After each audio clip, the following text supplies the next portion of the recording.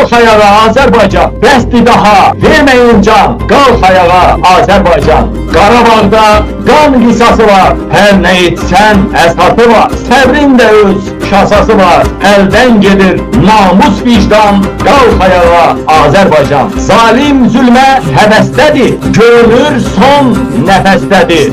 Oğlun əli qəfəsdədir, 10 milyona qara zindan. Qalx ayağa Azərbaycan. Nurçuların böyük ordu, Vahabilər məskən qurdu. Ey şiyənin qədim yurdu, əldən gedir din iman.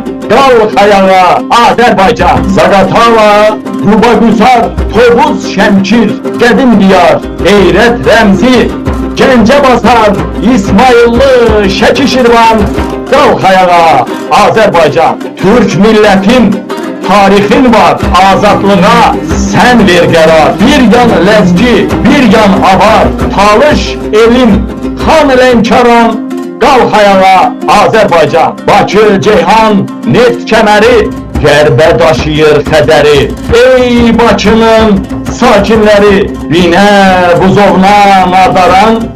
Qalx ayağa Azərbaycan. Qoşul haqqın sözünədir, əl aç göyün üzünədir.